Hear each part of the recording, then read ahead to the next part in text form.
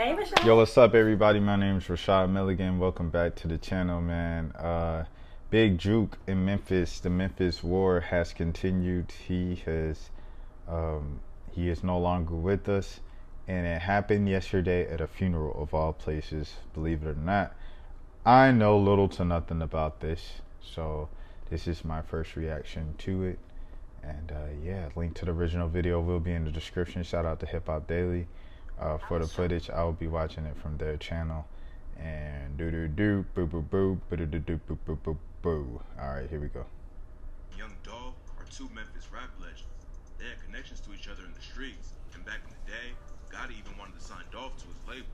But instead of linking up in the studio and putting on for the city together, they sparked a wild beef that led to diss tracks, death threats, and shootouts. And today, we're breaking down the entire story. Let's get right into it.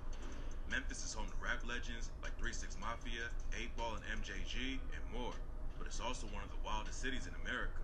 Some sources say that the violent crime in Memphis is 5 times higher than the national average. Almost every rapper from the city had to make it out of the streets, and that's allegedly where Dolph and Gotti first met. Rumors said that Dolph was actually Gotti's brother's plug back in the day. Dolph's parents were both addicted to crack when he was growing up, so he got active in the streets and made his own lane. Back then, he freestyled around his homies, but he never took music seriously until he almost died in a car crash. After Dolph decided to switch up how he moved, he went all in with his rap career. He started handing out free CDs all over the city, and it didn't take long for people to start paying attention. In 2010, he dropped a project called Welcome to Dolph World and picked up a lot of buzz in the city. But Dolph had bigger plans than just popping off in his hometown. That same year, he started his own label called Paper Route Empire. Every new project he dropped did bigger numbers than the last one, and it was clear that Dolph had plans to take over the game. In 2013, he released a collab project with Gucci Mane, which ended up catching the attention of Yo Gotti. Gotti's an icon in the Memphis rap scene. He's been in the game since '96, and in 2012, he started his own label, Collective Music Group, aka CMG. By 2014, he still didn't have any artists on the roster though, so he reached out to Dolph and offered him a deal. Back then, Dolph was buzzing, but hadn't really hit the mainstream yet. Linking up with Gotti definitely would have boosted his career, but that's not how Dolph wanted to play it. Even before he had a name in the industry, Dolph knew he wanted to create his own lane. He started a label before he even hit the charts, so it was clear that he had big plans. According to him, that's why he turned down Gotti's offer. Dolph told Sway, only thing was going to happen behind it was people like, oh, he popped off because of Gotti. By the time Gotti tried to sign him in 2014, Dolph had already put a ton of work and money into his own career. He didn't want all that to go to waste by riding someone else's wave. Sway told Dolph, yeah, I know Gotti respect that because he did the same thing. But unfortunately, that's not how it turned out. Dolph showed Gotti respect when he talked about the situation in interviews, but apparently there was already static behind the scenes. Nothing happened between them for a couple years though. Dolph stayed on the grind and went double platinum with OT Genesis, while Gotti decided to sign Black Youngsta and mentor him instead.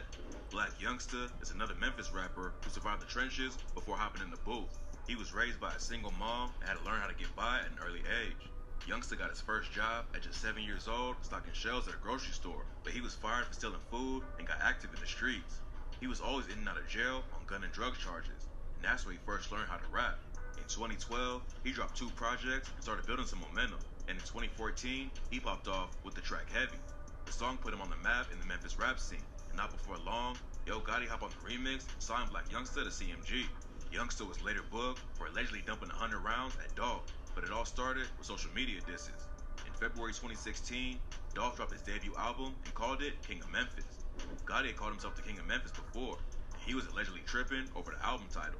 Around the same time he released the album, Dolph made the beef official and tweeted, "Bro went from being my #1 fan and wanting to sign me to being my biggest hater. #facts." Gotti had beef in the rap game before, so fans expected him to clap back at Dolph. But instead, he just let his new artist do the dissing for him. While Gotti stayed quiet, Black Youngsta hopped into the beef and called Dolph and on social media, he wrote, "When I see that Dolph, I'ma smack the shit out of him, on my life." Black Youngsta even rolled up to Dolph's hood with a bunch of his homies, but nothing serious went down.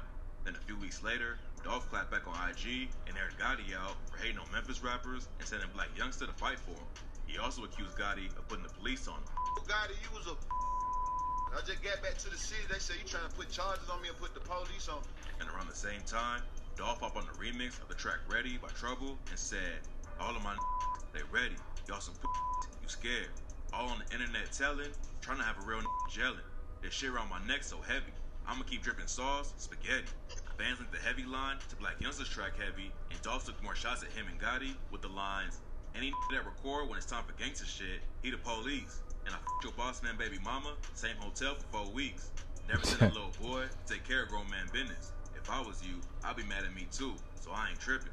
Black Youngster clapped back with the track Shake Some, where he called Dolph out by name and said, "Dolph Thornton wanna play?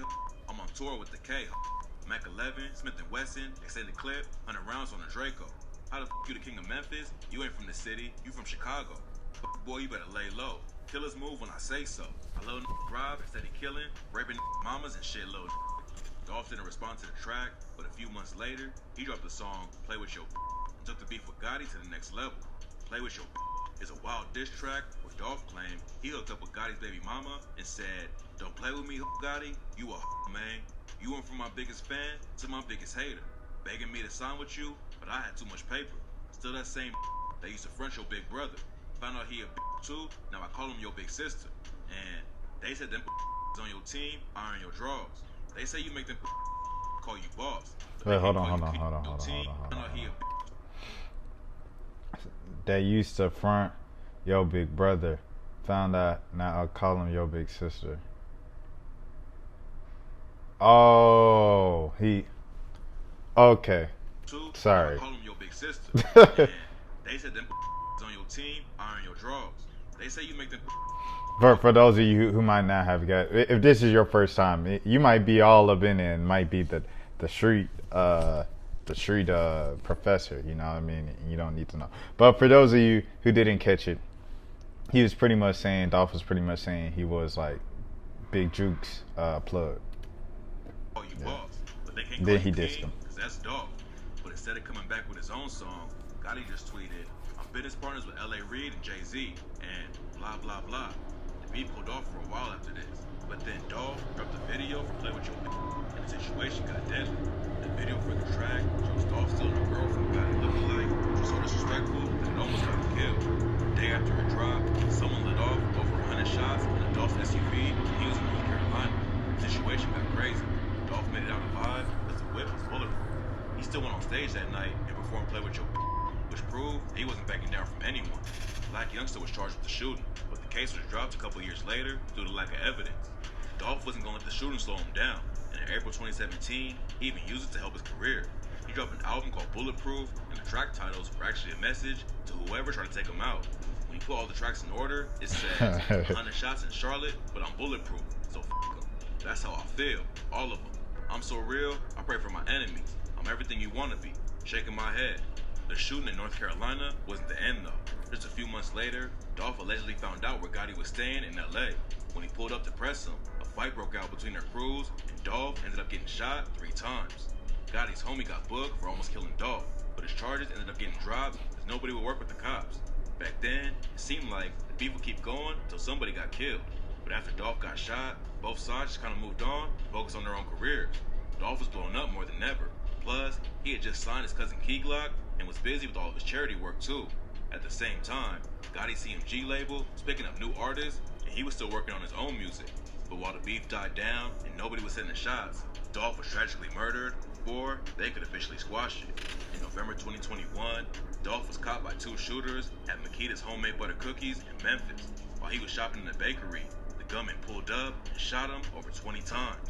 When the news broke, rumors immediately started flying that Gotti was behind it. But right now, there's no evidence that links him to the hit. The cops have charged 5 dudes who they believe were involved, but nobody knows why they wanted to kill Dolph. The way everything went down makes it clear that Dolph was the target, but we probably won't have any concrete answers till the trial starts. Dolph and Gotti linking up could have been huge for Memphis, but unfortunately, that's just not how it went. It's still not clear if Gotti was pressed like that, or if Dolph turned down his offer, or if there was more going on behind the scenes that we don't know about. But whatever the issue was, it led to one of the craziest rap beefs in Memphis history and helped turn Dolph into a legend in his hometown and the entire rap game. Rest in peace to young Dolph. Whoo! 2 black men are gone. 2 more black men are gone, man. That's my takeaway from this. I spoke to the mother of Dolph's children a couple years ago. I'll link that video at the end of this video and stuff like that. But excuse me. That's my take on the situation, man. There are no winners. There's nothing to celebrate here. It's sad on all ends, and it's crazy how we let ego and money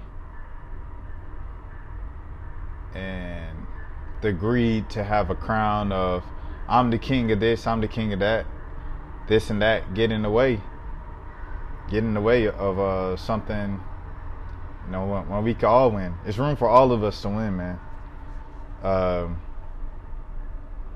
I'm not the type of person that's like, oh snap, I don't want to, you know what I'm saying, give this lead or give this game to somebody.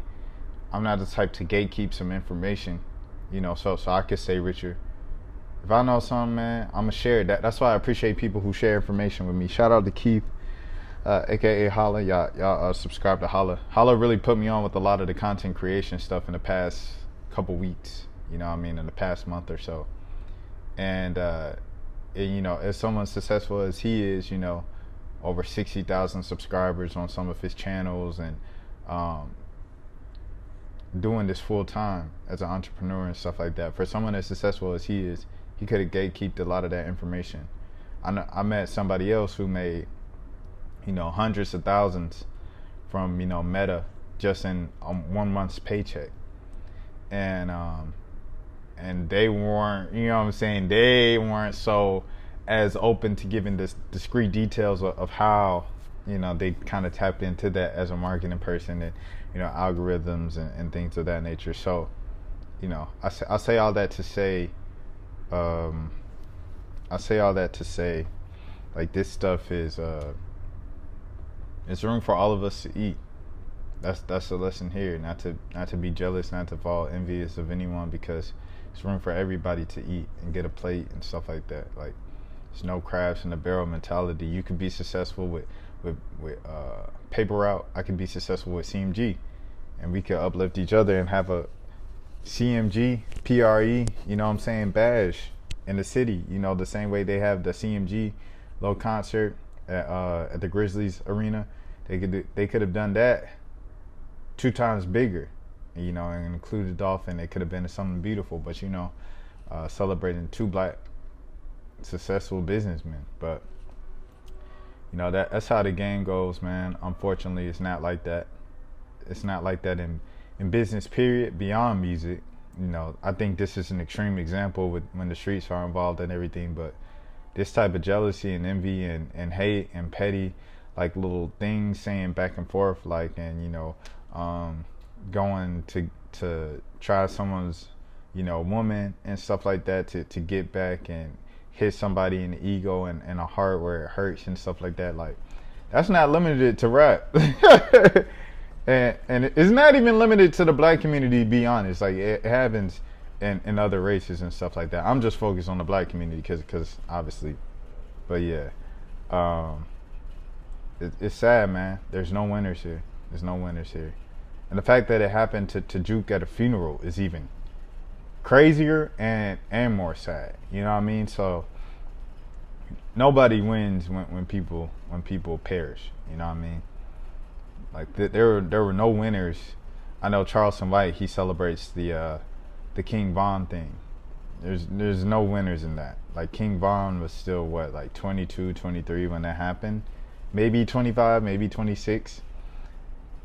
You know, there's no winners and the alleged victims that, you know, he might have had to do with their, you know what I'm saying, them not being here anymore. There's no winners in himself being gone. You know what I mean? So there's no winners in any of these wars, bro. That's all I have to say, man. But yeah, can't change the world, can't save the world, but, you know, I guess if anything, you can continue to use your voice to say the obvious. And that's just, there are no winners here, man. Just a lot of crying, mourning, and sad families. That's all that comes about of this. Just more angst, and there's a cycle to spin the war even more, man. We don't need that. Memphis is small too. Memphis it's a pretty small town. Even though they have a lot of superstars and they have an NBA team over there and stuff like that, it's still a small city for sure. To be like considered like a more of a major city with the NBA team and stuff like that, but it's too small for all that, man. But yes, my name is Rashad Milligan. If you are new to the channel, this is the road 5K subs. Until next time, please take care of yourselves.